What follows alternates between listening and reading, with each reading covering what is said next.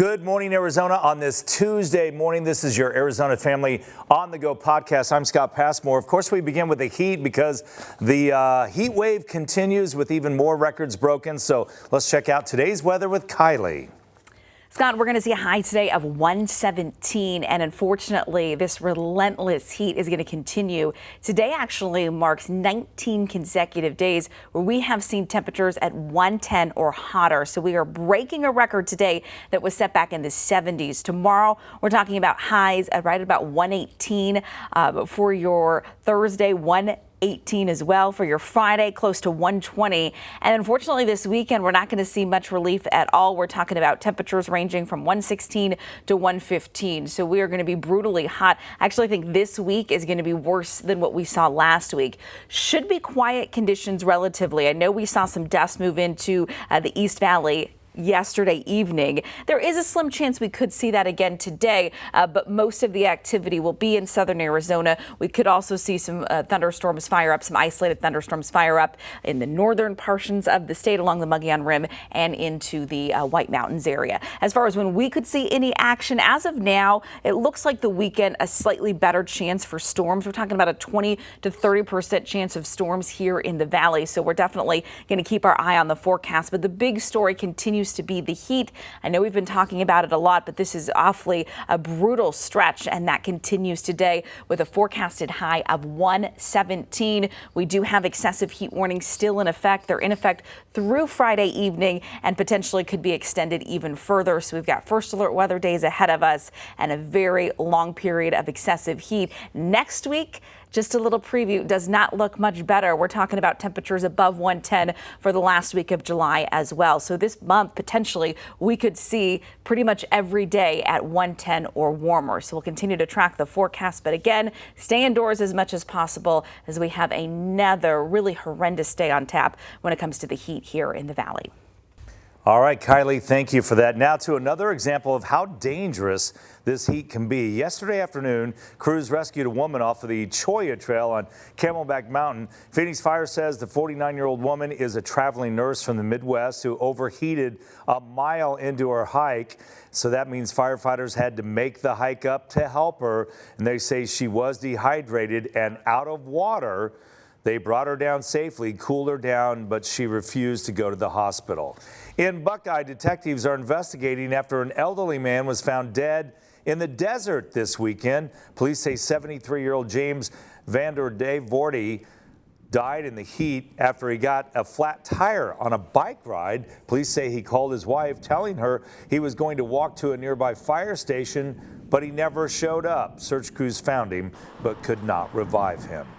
And we're all dealing with this extreme heat, but a Phoenix neighborhood got hit a little harder when their power was shut off for several hours yesterday because of a construction project. In fact, about 400 residents near 36th Street in Osborne had their power shut off because SRP was doing some maintenance work at a condo complex. Neighbors wanted to know why the maintenance work and power outage weren't delayed until the extreme heat had passed. Definitely. They could have waited till this heat wave was over. I don't see any emergency. They don't even look moving ready yet, and if nobody's living there, what the heck? Why leave us hanging out here in the heat? A notice from SRP said the power outage was set to last more than 4 hours, but it was cut to just over 2 hours, and they said the maintenance work had to be done as crews moved power lines underground. Well, as we continue to break records for heat, we're also breaking records for energy use. APS just set 2 new records for daily power use. Customers pushing the grid Friday, cranking the AC up, using about 7,800 megawatts, breaking a record set about 3 years ago.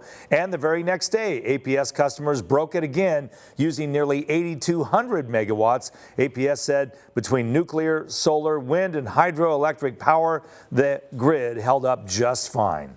As this dangerous heat wave continues, we've created a heat relief guide with resources and advice on staying safe, and you can find it on our website, azfamily.com/heat.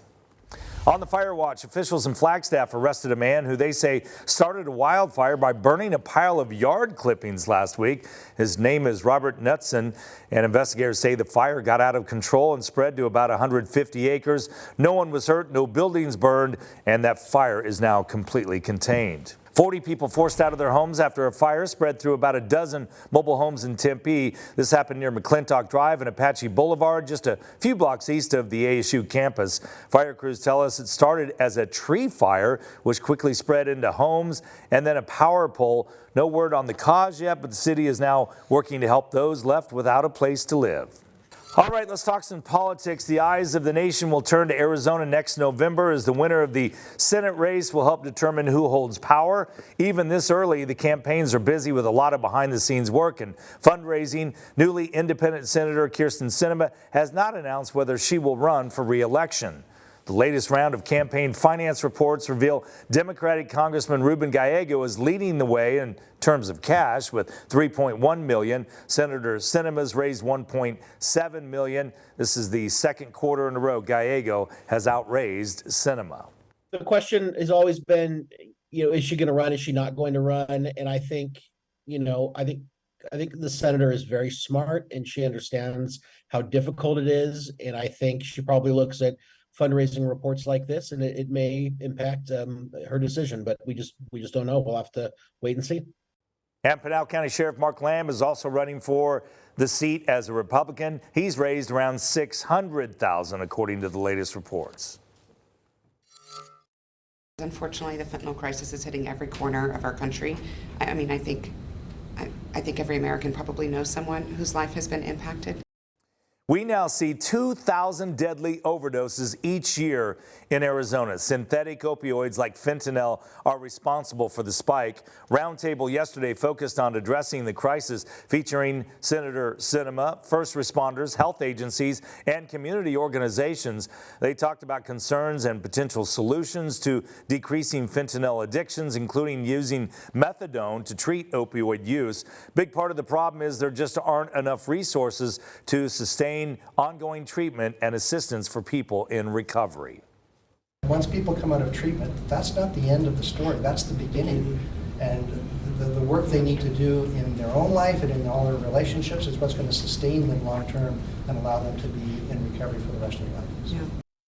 Bipartisan lawmakers on Capitol Hill are working on a bill to legalize methadone, which has proven to be an effective treatment. So there's a wrap up for this Tuesday morning. Try to stay cool out there.